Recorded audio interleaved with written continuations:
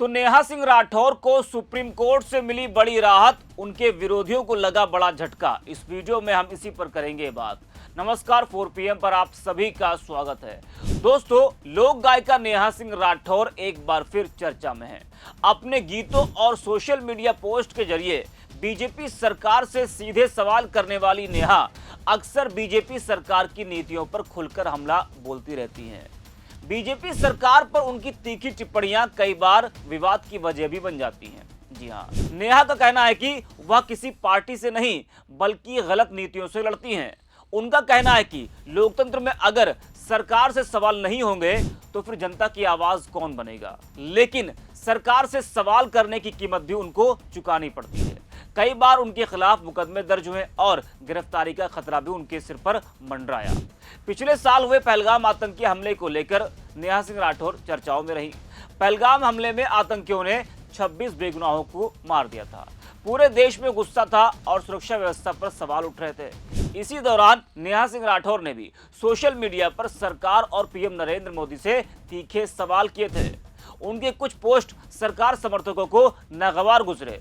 आरोप लगाया गया कि उन्होंने पीएम नरेंद्र मोदी के खिलाफ आपत्तिजनक बातें लिखी। इसके बाद लखनऊ समेत कई जगहों पर उनके खिलाफ FIR दर्ज की गई। मामला इतना बढ़ गया कि उनकी गिरफ्तारी तक की चर्चा होने लगी। लेकिन अब इस मामले में सुप्रीम कोर्ट ने उन्हें बड़ी राहत दी है। जी हां, सुप्रीम कोर्ट ने नेहा सिंह राठौर को अग्रिम जमानत दे दी है और कहा है कि वह जांच में सहयोग करें।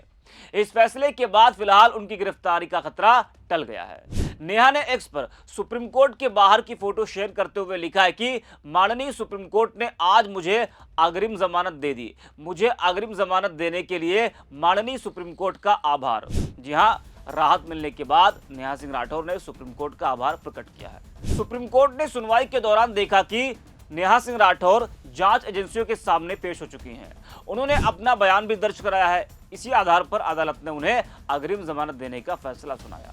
सुनवाई के दौरान अदालत ने यह माना कि आरोपी जांच प्रक्रिया में शामिल हो चुकी हैं। कोर्ट ने कहा कि वह आगे भी जांच में सहयोग करती रहें। अदालत ने स्पष्ट किया कि कानून के मुताबिक जांच एजेंसियां अपना काम जारी रखेंगी, साथ ही आरोपी को जांच में पूरा सहयोग करना होगा।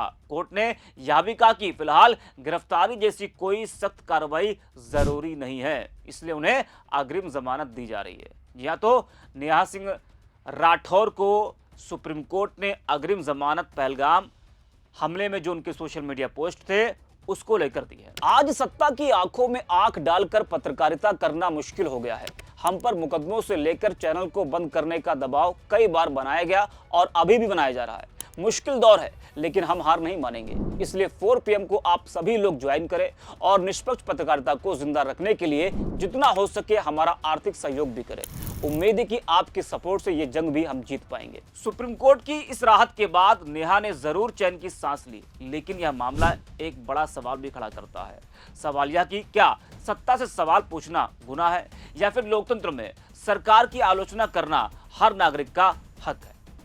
आपको बता दें कि इस मामले में नेहा सिंह राठौर ने पहले इलाहाबाद हाईकोर्ट में अग्रिम जमानत की याचिका दायर की थी, लेकिन दिसंबर 2025 में हाईकोर्ट ने उनकी याचिका खारिज कर दी थी। कोर्ट ने कहा था कि आतंकी हमले के बाद किए गए पोस्ट संवेदनशील समय में किए गए थे और उनमें प्रधानमंत्री के लिए असम्मानजनक भाषा का इस्तेमाल किया गया। इसके बाद उन्होंने सुप्रीम कोर्ट का रुख किया था।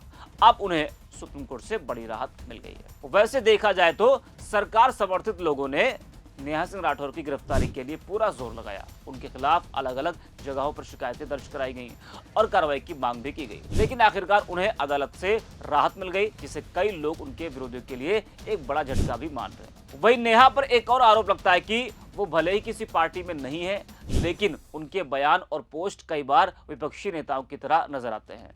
यही वजह कि अक्सर उन्हें सत्ता पक्ष की आलोचना का सामना करना पड़ता है। हालांकि नेहा सिंह राठौर हमेशा यह कहती रही कि उनका मकसद किसी पार्टी की राजनीति करना नहीं है, बल्कि गलत नीतियों पर सवाल उठाना है। तो इस वीडियो में इतना। 4 PM।